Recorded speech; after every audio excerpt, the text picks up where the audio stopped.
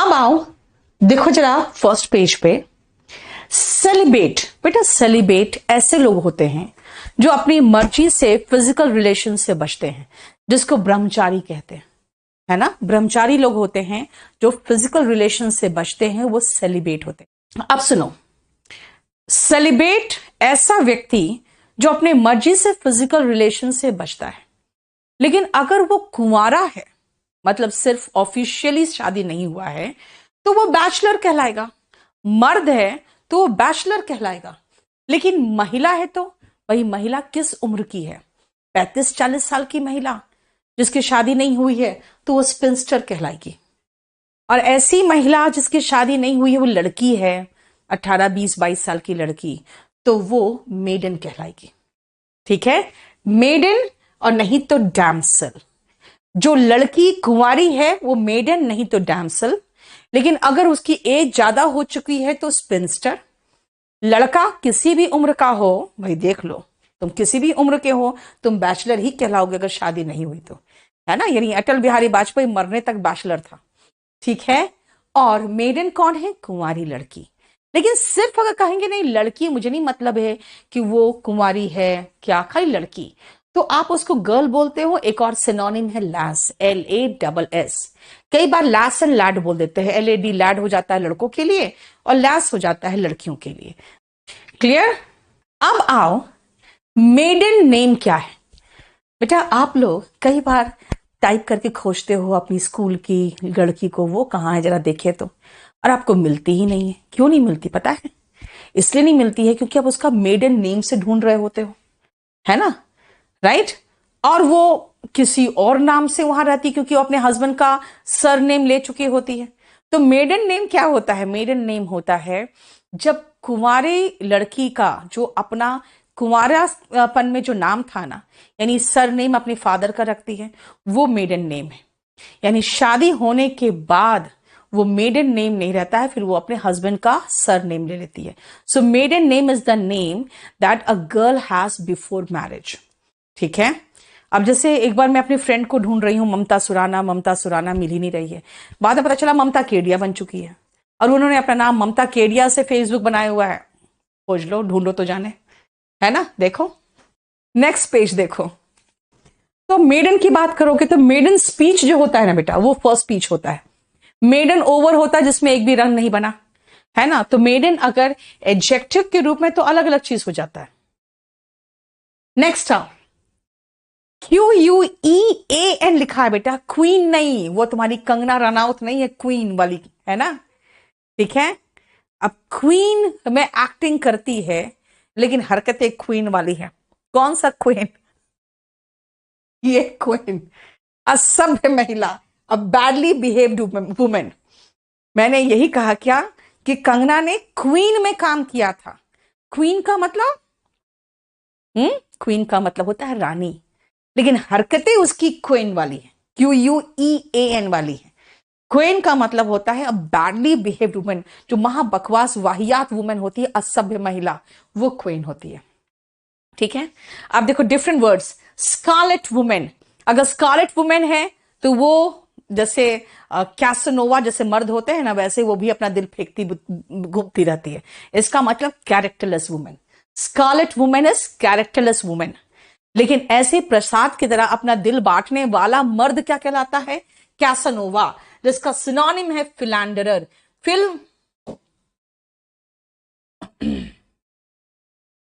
Fill का मतलब होता है लव, जहां पर भी फिल दिखे समझ जाना लव।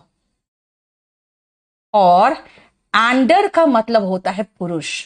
तो फिलैंडरर होते हैं ऐसे पुरुष जो प्यार बांटते चलो वाला हालत रहता है जिसका, ठीक है, जिसका प्यार बांटने चलो वाला नौटंकी रहता है, वो फिलैंडरर होते हैं। क्या कहा मैंने? कैसनोवा और फिलैंडरर दिलफेक और अय्याश पुरुष को कहते हैं। दिलफेक और अय्याश जो महिला होती है उसको स्कारलेट वुमेन कहते हैं। लेकिन एक और वर्ड है कॉकेट। कॉकेट का मतलब दिलफेक महिला, देखो, ठीक है। सो दिलफेक महिला होती है कॉकेट, दिलफेक पुरुष होते हैं कैसनोवा एंड फिलैंडरर। ठीक है। आप पिक्चर में जाते हो ना, विलन देखते हो, लेकिन अगर वैसी ही महिला होती है तो वो विलन नहीं कहलाती, वो वैम्प कहलाती है। क्योंकि जो वैम्प होती है ना, वो बहुत अट्रैक्टिव महिला होगी, लेकिन वो बहुत सेल्फिश होती है, वो सबको इस्तेमाल करती है, प्लस अपने जो सेक्सुअल अट्रैक्शन है उसको भी इस्तेमाल करती है उस चीज को पाने के लिए जो उसको चाहिए, और जनरली पैसा होता है। ठीक है, क्लियर, राइट? सो वैम्प क्या है? वैम्प इज लाइक विलेन। जैसे विलेन पिक्चर में हमेशा कुछ गलत ही काम करता है, वैसे ही पिक्चर में जो महिला गलत काम करती है और बहुत अट्रैक्टिव होती है, लेकिन वो अपने अट्रैक्शन को उस चीज को पाने के लिए इस्तेमाल करती है जो उसे चाहिए, ऐसी महिला को वैम्प कहते हैं। यहां पे कैसानोवा और फिलैंडरर हटा दो तो बाकी सारे जितने वर्ड्स है वो सिर्फ महिलाओं के लिए इस्तेमाल हो रहे हैं। सायरन, बहुत ही अट्रैक्टिव लेकिन बहुत खतरनाक महिला है ना। जैसे सायरन होता है ना, सायरन बजता लगता है हाँ कोई खतरा, कुछ किसी को खतरा है, वैसे महिला भी जो सायरन होती है वो बिल्कुल खतरनाक महिला होती है। देखो, अब आओ 4-5 वर्ड है, आपको एक साथ याद करना पड़ेगा। Jabber, chatter, gibber, babble, rattle, blabber, jabber, gabber, सब वही सेम एक जैसा सुनने में लग रहा है ना। क्या क्या देखो, जैबर, चैटर, गिबर, गिबर वर्ड याद किया ना तो गैबर, गिबर गैबर, ठीक है ना। और ब्लैबर, बैबल, देखो एक जैसा लग रहा है सुनने में। जाबर, यहां पे भी जाबर लिखा हुआ था। रैटल, ये इतने वर्ड्स है जो कह रहे हैं बक बक करना, इतने वर्ड्स है जिसका मतलब है बक बक करना, है ना। अब आते हैं नेक्स्ट, और इसमें आपको ध्यान रखना है कुछ ऐसे वर्ड्स हैं जिनके साथ आपको कंप्लीटली एक चीज ध्यान रखना पड़ेगा कि वो सारा का सारा एडजेक्टिव है और सारा का सारा एनिमल ट्रेड से रिलेटेड है। कैसे? ध्यान से सुनना बेटा। फेली कहीं पर भी दिखाई दे, समझ जाना कैट, और कैनाइन भी कहीं दिखाई दे तो समझ जाना डॉग की बात हो रही है। कैसे? सुनो ध्यान से। फेलाइन होता है कैट लाइक, यानी लाइक अ कैट। अगर मैं कहूं तुम्हारी चाल बिल्कुल बिल्ली जैसी है तो मैं कहूंगी you have feline gait. Gait मतलब GAIT वाला गेट। इसका मतलब है, फेलाइन गेट का मतलब होता है कि आपकी चाल बिल्ली जैसी है। समझ में आया क्या? दबे पांव चलते रहे, बिल्ली दबे पांव आती है आपके रसोई में, दूध पीती है और भाग जाती है, आपको पता भी नहीं चलता है। अब जागे हुए हो कि बिल्ली ना आए, लेकिन पता चलता है दबे पांव आई बिल्ली, दूध पी के भाग भी गई, आपको पता भी नहीं चला, है ना। तो फेलाइन का मतलब होता है बिल्ली के जैसा। कैनाइन, बेटा आपका ये जो कैनाइन टीथ है ना, दोनों तरफ जो कैनाइन टीथ है, देखते हो शार्प है, प्रोजेक्टेड है। लेकिन अगर डॉग फैमिली देखोगे, डॉग, भेड़िया, इन सबको देखोगे, उनका कैनाइन बहुत ज्यादा लंबा रहता है क्योंकि वो मांस को चीरने के लिए बना हुआ है ना। तो इसलिए कैनाइन अगर फैमिली की बात करेंगे तो कैनाइन का मतलब हो जाता है कुत्ते के जैसा, ठीक है, लाइक अ डॉग। अब देखो ये सारा रूट याद रखना आप। अगर एक्वी लाइन देखोगे तो समझ आना ये चील यानी ईगल के जैसा बात हो रहा है। इक्वाई अगर देखोगे तो समझ आना घोड़े की बात हो रही है, ठीक है। बोवाइन में बोवी जो वर्ड है ये काउ यानी कि गाय वगैरह से रिलेटेड बात हो रही है। एसिनाइन देखो शॉर्ट फॉर्म इसका एस है, ठीक है। कोरवाइन ये क्रो के लिए है, और सर्पेंट तो रूट ही क्या है, ये तो वर्ड ही है। सर्पेंट का मतलब स्नेक होता है, ठीक है। ये सारे के सारे एडजेक्टिव्स हैं।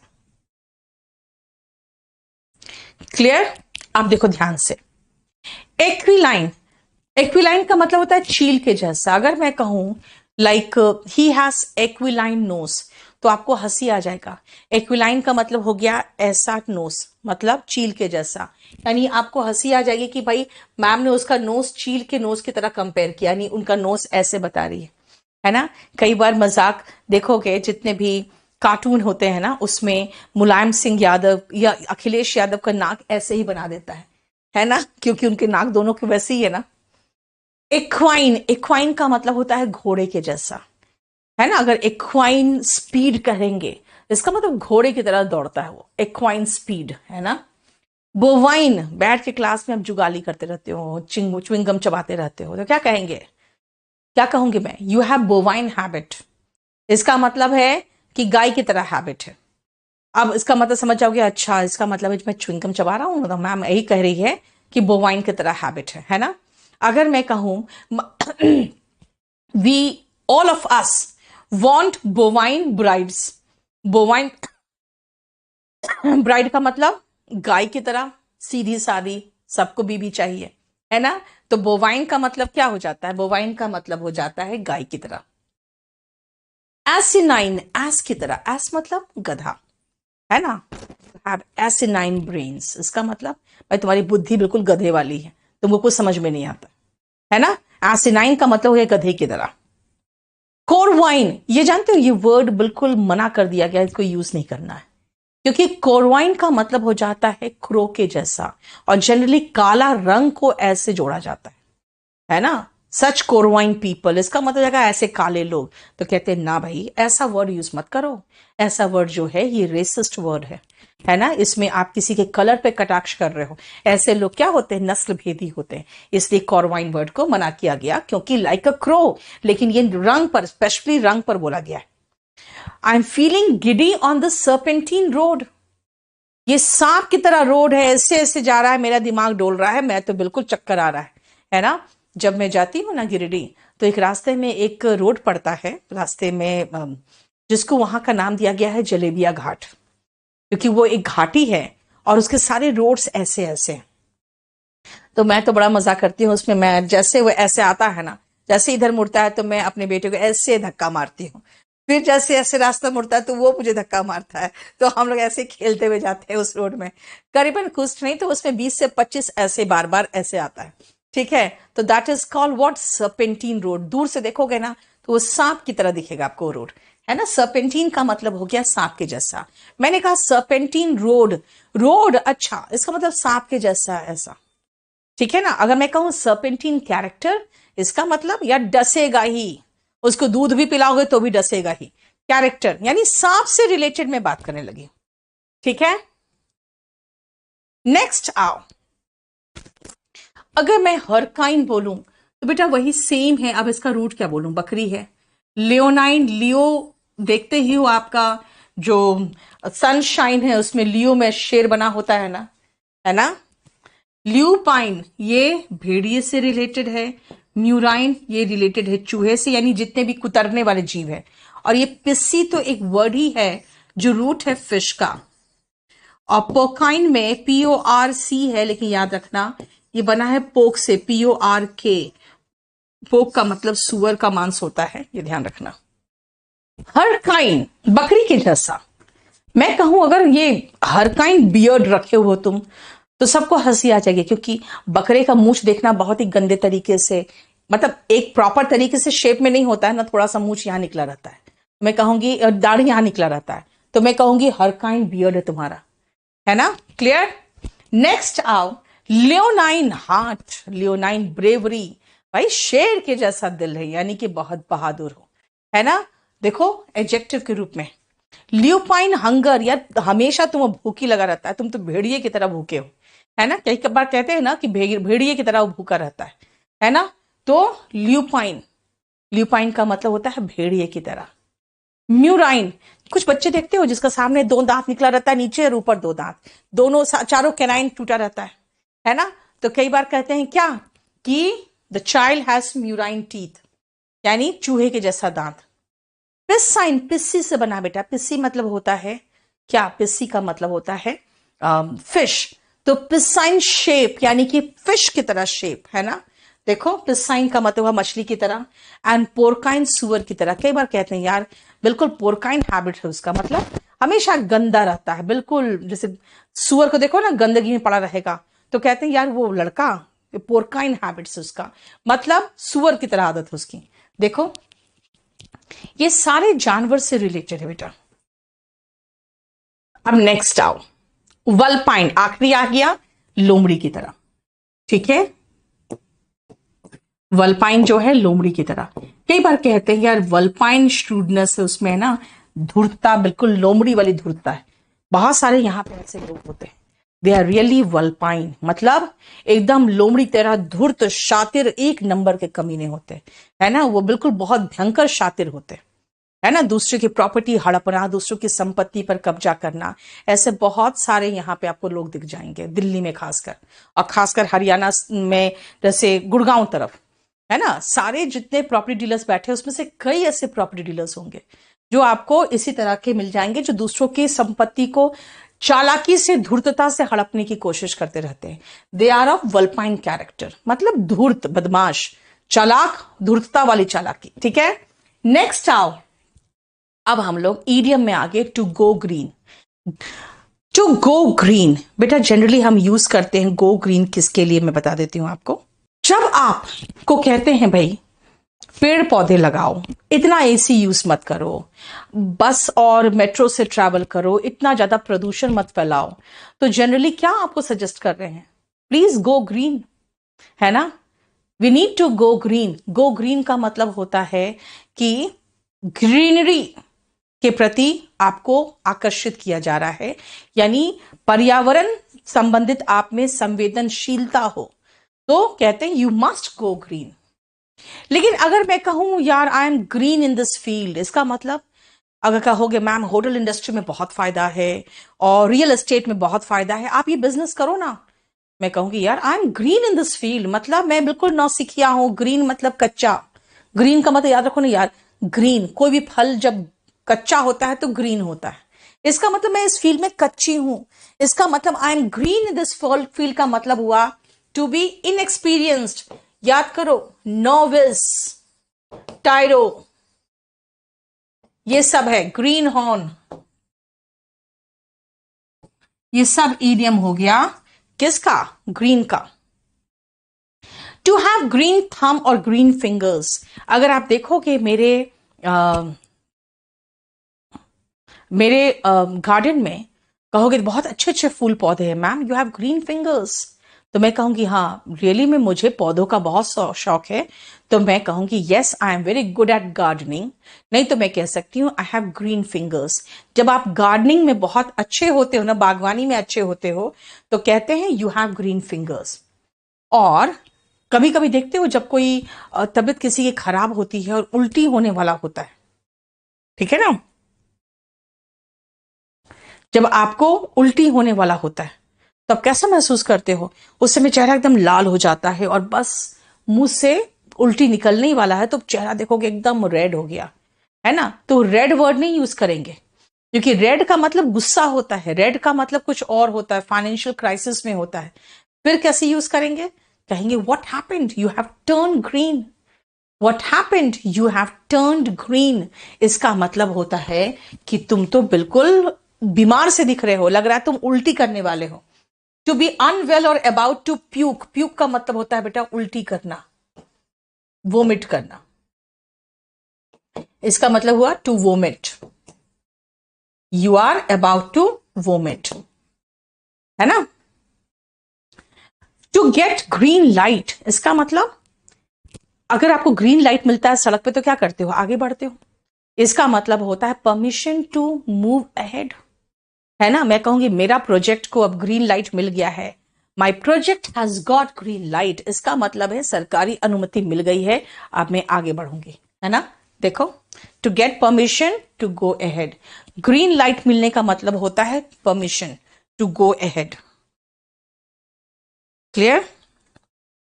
चलो नेक्स्ट आओ,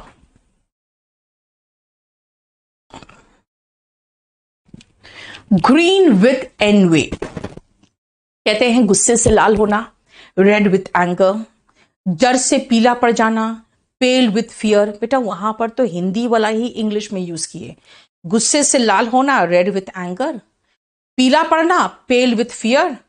लेकिन अगर हम कहें कि एनवी, एनवी का मतलब क्या हुआ, ईर्ष्या, अब हिंदी में कैसे कहें, ईर्ष्या से हरा होना नहीं बोलते ना हिंदी में, लेकिन इंग्लिश में कहते हैं you have turned green, what happened, तुम तो बिल्कुल जल भुन गए, क्या हुआ। यू हैव टर्न्ड ग्रीन का मतलब ही होता है, देखो, to have to turn green या to be green with envy का मतलब ही हो गया कि बिल्कुल जल भूल जाना, ठीक है ना। एंड टर्न ग्रीन का एक और मतलब होता है बीमार सा दिखने लगना, राइट? तो याद रखना ग्रीन दो तीन चीजों को रिप्रेजेंट करता है, एक तो ग्रीनरी को, एक बीमार को, और एक इनएक्सपीरियंस को, है ना? और दूसरा यहाँ पे जलन। मैं कहूं कि जैसे उसने मेरा मार्क्स सुना वो जल भुन गया। कैसे कहूं? He turned green with anger as soon as he saw my marks, है ना? जैसे वो मेरा मार्क्स देखा, as soon as he saw my marks, he turned green with an envy. और एक और तरीका से बोल सकते हैं, green-eyed monster struck him when he heard my marks. यानी कि green-eyed monster, monster मतलब राक्षस होता है, ऐसा राक्षस जिसको आप ईर्ष्या से रिलेट कर रहे हो। Green eyed monster struck him मतलब प्रहार कर दिया उस पर, as soon as he heard my marks. देखो, है ना? और मैं ऐसे भी कह सकती हूं, what happened? You have green eyes, है ना? जैसे तुमने मेरा मार्क्स सुना, as soon as you heard my marks, you had green eyes. इसका मतलब past tense have का had बना दिया, यानी तुम तो बिल्कुल ईर्ष्या से भर गए। तो सेम बात दो तीन तरीके से कह सकते हो, ग्रीन आईज होना, उसके बाद green with envy, green eyed monster, सबका मतलब होता है ईर्ष्या से भर जाना। देखो, ठीक है, क्लियर? अ ग्रीन हॉर्न, अभी पीछे मैंने लिखवाया था आपको जितना इनएक्सपीरियंस्ड का, और लिखना चाहते हो तो और लिख लो, इनेप्ट, कैलो, ठीक है, क्लियर? नियोफाइट, पीछे भी दो तीन लिखवा दिया था, यहां पर भी दो तीन लिखवा देती हूं मैं। सबका मतलब इनएक्सपीरियंस्ड, अभी पीछे मैंने ग्रीन हॉर्न लिखा था, अब ग्रीन हॉर्न में मैंने दो तीन और लिख दिया, तो सारा का सारा एक दूसरे का सिनोनिम हो गया। देखो, टू बी ग्रीन में green horn, inexperienced, novice, टायरो, then हो गया कैलो, इनेप्ट, नियोफाइट। देखो, क्लियर? नेक्स्ट आओ, grass is greener on the other side, मतलब दूसरों की थाली में दूसरा ज्यादा घी नजर आता है। जब हम बच्चे थे हमें लगता था यार बड़े हो जाएंगे कितना मजा आएगा, बड़े हो गए लगता है यार बच्चे ही ठीक थे। इसका मतलब the grass is greener on the other side. कई लोग सोचते हैं यार कितना मजे की जिंदगी है ना अमिताभ बच्चन की, सलमान खान की, कितनी मजेदार जिंदगी है ना। Remember, grass is always greener on the other side. You have to pay for your success. पता है, एक शेर है, हर किसी को मुकम्मल जहां नहीं मिलता, कभी जमीन कभी आसमान नहीं मिलता, है ना? इसीलिए उनको बहुत कुछ मिला है, लेकिन कहीं ना कहीं भगवान ने कटौती की है। इसलिए always remember, grass is greener on the other side. हमेशा दूसरों की लाइफ बहुत अच्छी लगती है आपको, है ना? To cut a sorry figure, इसको ऐसे याद रखो, सॉरी फील करो यार क्या परफॉर्मेंस किया है ना? जैसे अभी पिक्चर देखोगे आप, कोई कहोगे यार इतना बड़ा बजट का मूवी और क्या बेहुदा स्टोरी था, है ना? तो क्या कहोगे? That movie just cut a sorry figure. इसका मतलब है कि मूवी ने कोई अच्छा इंप्रेशन नहीं छोड़ा, है ना? अगर कहोगे यार हमने क्या उम्मीद की थी इस सरकार से और क्या निकली, it has really cut a sorry figure. इसका मतलब है टू लीव पुअर इंप्रेशन, खराब प्रभाव छोड़ना, अच्छा प्रभाव ना छोड़ना, ठीक है? नेक्स्ट आप क्लिप वंस विंग्स। अगर आपका विंग है और उसको ऐसे पकड़ के उसमें मैं क्लिप लगा दूं, उड़ पाओगे? नहीं। इसका मतलब है कि आपकी जो पावर है उसको कर्टेल कर दिया गया। बहुत सारे ऐसे बहुत अच्छे लीडर्स हैं, है ना, जिनको हमेशा पावर दिया ही नहीं गया, हमेशा उनको रोकने की कोशिश की गई। In every political party you will find there are many fine leaders whose wings have been clipped. The party authority, the party high command always clip their wings, है ना? जो वहां का सुप्रीमो होता है, उस पार्टी का supremo, they really clip their wings, ठीक है? Come to a standstill का मतलब, स्टैंड का मतलब खड़ा होना, स्टिल मतलब एकदम बिना हिले डुले। इसका मतलब ट्रैफिक मूव ही नहीं कर रही है यार, the traffic has come to a standstill due to heavy rain. Life covid के समय में क्या हुआ, एकदम पूरे सब जगह लॉकडाउन हो गया, life came to a standstill all over the world, ठीक है ना? इसका मतलब पूरी तरह से रुक जाना। क्रॉस वंस माइंड, दिमाग में आना। मेरे दिमाग में एक आइडिया आया है, शेयर करूं, कैसे बोलूं? An idea has crossed my mind, shall I share it? इसका मतलब क्रॉस वंस माइंड मतलब दिमाग में आना दिमाग में क्रॉस करना यानी दिमाग में आना। Call a spade. बेटा स्पेड का मतलब होता है जो फावड़ा होता है ना, जिससे आप रेत सीमेंट वगैरह मिक्स करते हो जब कोई बिल्डिंग बनता है, तो ऐसा होता है। एक लोहे का टीन का ऐसा बना होता है उसमें एक लकड़ी फंसा दिया जाता है, बस। कोई बहुत बड़ा इंस्ट्रूमेंट या बहुत अच्छा सुंदर सोफिस्टिकेटेड इंस्ट्रूमेंट तो होता नहीं है। यानी स्पेड को बोल दिया स्पेड, यानी तुम बदसूरत हो ना, तो कह देंगे तू तो बड़ा बदसूरत है, तो कहोगे ma'am is very frank, she calls a spade, है ना। अगर मैं कहूं वो तुम रियली में बदतमीज हो, तुम्हें जरा सा भी तमीज नहीं है, कहोगे यार मुंह पर इतना खराब से बोल देती है। इसका मतलब she is very frank, she calls a spade, जो जैसा है उसके मुंह पर वैसे ही बोल देना, यानी to tell the truth to one's face, to one's face, यानी जो जैसा है उसके मुंह पर वैसा ही बोल देना is to call a spade. देखो नेक्स्ट आप पिलर टू पोस्ट, यानी दर दर एक जगह से दूसरी जगह। भाई during covid people ran with the patient from pillar to post but they did not get any relief. मतलब दर दर भटके हैं अपने पेशेंट के साथ। जस्टिस के लिए इंडिया में you will have to run from pillar to post, दर दर भटकना पड़ेगा, you will have to run from pillar to post. और एडम्स एल क्या है बेटा? Ale is a type of beer drink. Adam का मतलब होता है, एडम का मतलब, एडम जो है ना, उस जमाने में, एडम के जमाने में, यानी जब फर्स्ट आदमी था उस समय बियर था क्या? कहोगे नहीं, बियर उस समय थोड़ी था, उस समय बियर तो नहीं था। इसका मतलब एडम के जमाने में बियर क्या हो सकता था? भाई प्योर वाटर, नथिंग एल्स। इसलिए एडम्स एल का मतलब होता है प्योर वाटर। ठीक है, देखो समझ में आ गया?